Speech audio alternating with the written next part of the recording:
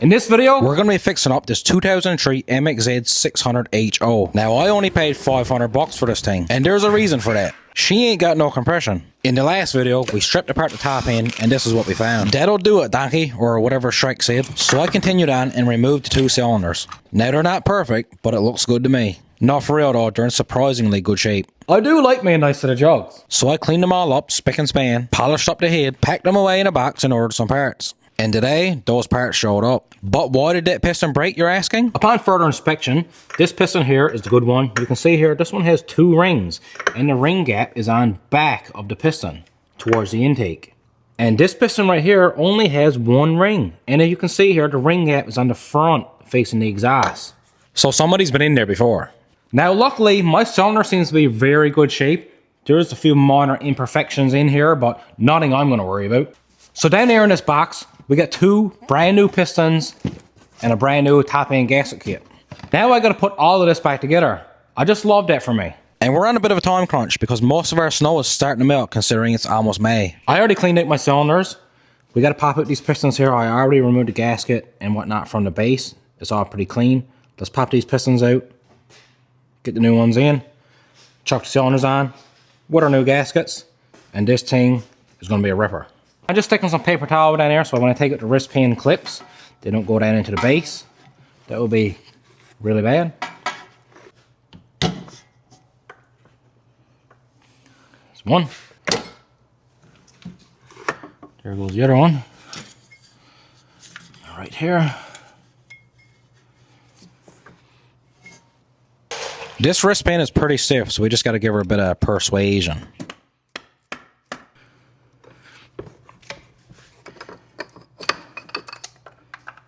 Oh my God.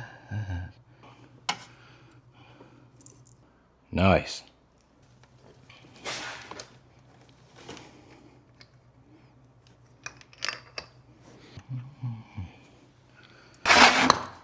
So we got 2 of the pistons out. Now this one right here, which is what I think is the correct piston for the sled, which is the dual ring piston. This one had a caged wrist pin bearing. This one right here, which is just a single ring piston, which I'm pretty sure is the wrong piston. But you can see all the wrist pin bearings here. So I think that's what actually failed here. I think this is the wrong piston for that sled. Let's get these 2 bad boys assembled.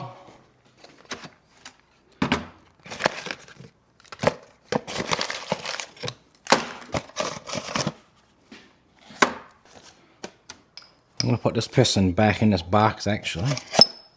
I'll probably keep this one, you never know what you might come across.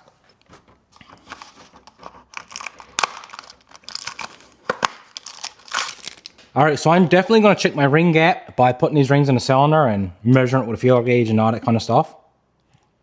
I'm definitely not just going to put all this together and hope for the best. Hoo-hoo, yeah. Brand new piston. New wrist pin bearing, clips, brand spanking new rings. I don't think it matters which one of these goes on top or bottom because they got the exact same number on both of them. I'm going to give everything a nice coat of synthetic 2-stroke oil. Not but the best for this top of the line build.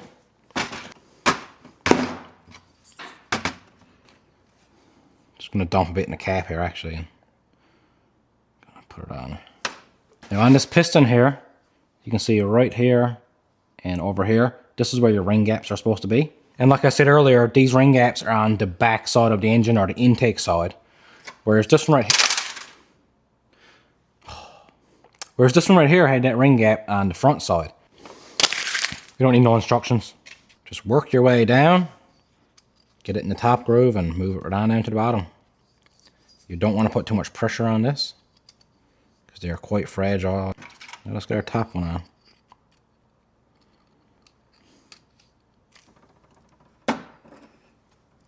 Get this a nice coat of oil. If you like it, then you should have put a ring on it, or whatever Beyonce said. Alright, so let's just give everything over here now another once over. Make sure everything's nice and clean and it's all kind of how it should be. So what I'm going to do here now is take one of my C-clips here for the wrist pin. And I'm just going to put it in one side of the piston. That way I don't need to do it over there. It's a lot easier to do it on the bench. Then when I actually do get over there, I'll only have to put one in on the other side. All right, so my pistons are pretty much ready to drop right in, but I'm just waiting now because there's someone coming here now to buy something that I got for sale. And that is this old Bearcat. I've owned this thing now for about 4 years. I haul my wood with it every year.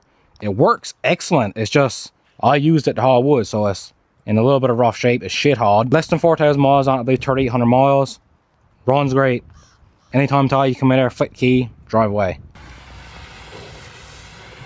Yeah, there she goes. Anyways, let's get these pistons put in. Piston number 1.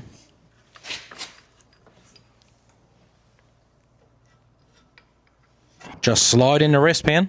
Now we can put that wrist pin clip in on the other side of the piston and move on to the other side.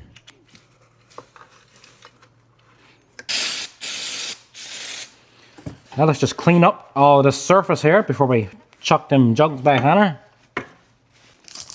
The best part about all of this, we got a free sticker. Woohoo! Let's get this new gasket put on. Now we got to be careful not to squat up our rings, and we got to make sure that our rings are all in the correct locations. Here now, pull this up all the way. This ring is in the right spot, that ring is in the right spot. Let's get this jug on her.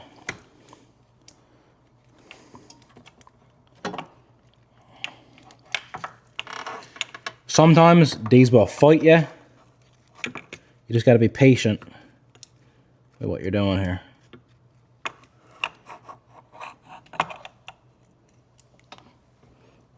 Okay, I got the one ring.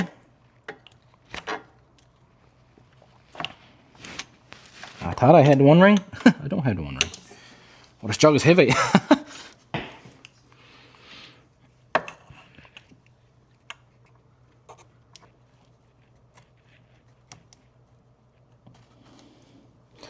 One ring is in.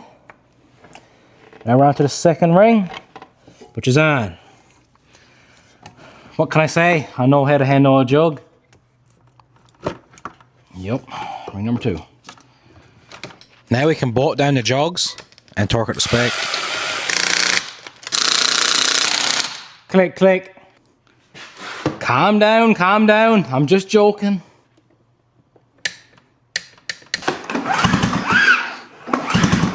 She ain't got no compression. She seems to be happy. Everything is moving up and down perfect. Gonna go ahead now and finish this job off. I gotta replace these O-rings up here.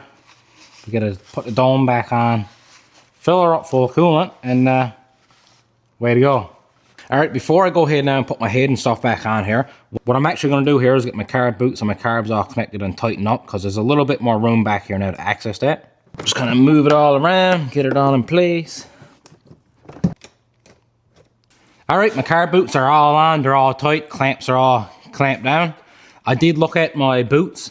They're all still very pliable and soft. They're not cracked at all. So I don't think they need to be replaced right now. Let's move on now. We got some new seals here to go on the top. Then we can put our head back on.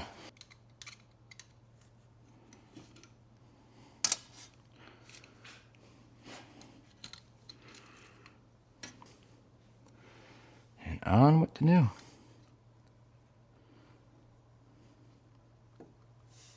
Let's plop her on. And then we can torque it all to spec. And according to Chat PGT, it's 22 feet-pounds. See, I do know what a torque wrench is.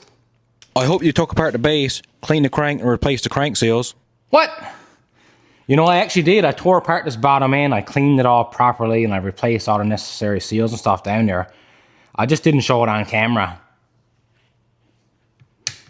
So after each step, I put the cylinders on, I pulled it over and make sure it pulls freely. Got the head on it there now. Pulls over just free enough. I don't have the plugs in there yet. I'm going to go ahead here now, get all the exhaust put back together, get all of the coolant hoses all put back on, and we're going to try to start this baby up. I hooked up all the coolant lines and installed the Y pipe. We're getting close, boys. The exhaust is going back on her. I got to fill her up with coolant. I got to put my plugs in.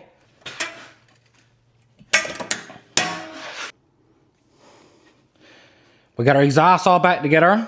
And bonus for us, this thing already has a can on it, so that is excellent. She should sound pretty mean.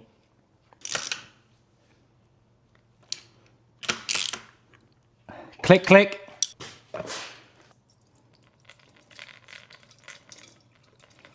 And there you go. She's all back together in one piece once again. Drop a comment. Do you think this thing's going to run or no? I'm going to top up her oil tank here.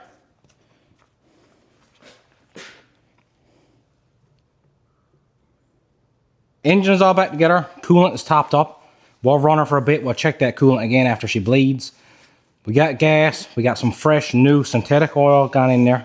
Anyways, let's start hauling her over. Choke on.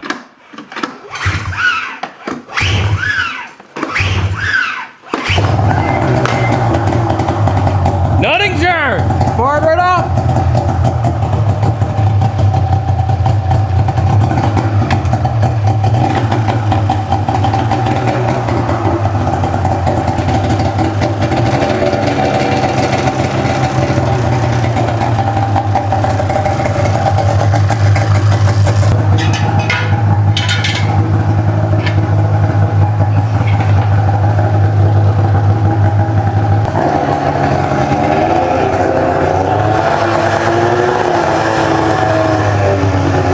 She fires right up though, she sounds really good. It's our oil light just flashing.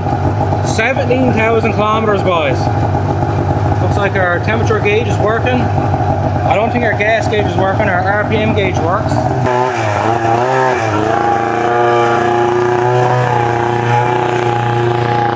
I mean, how long do you have to wait before you can actually, you know, squeeze the throttle?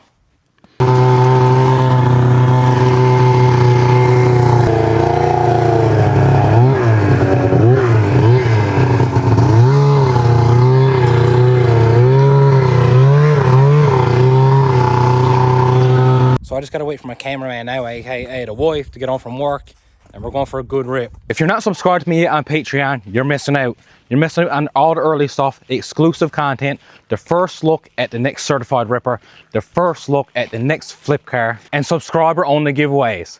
Link is in the description, check it out. Cameraman's arrived, let's go for a rip. Get the trusty old brain back on. I can't afford to lose no brain cells. There's only 2 in there. We're going to take it easy now on those new pistons.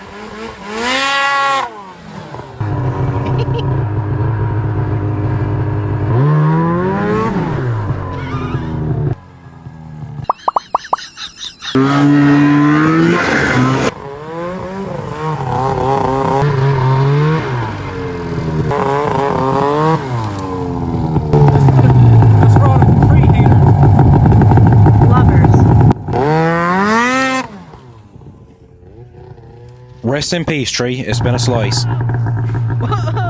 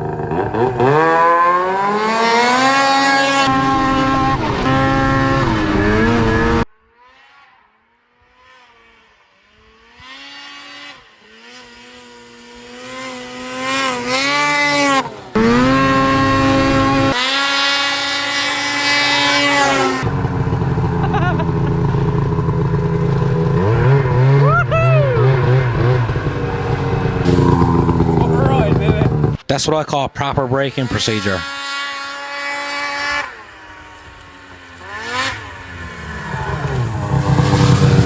She's a certified ripper.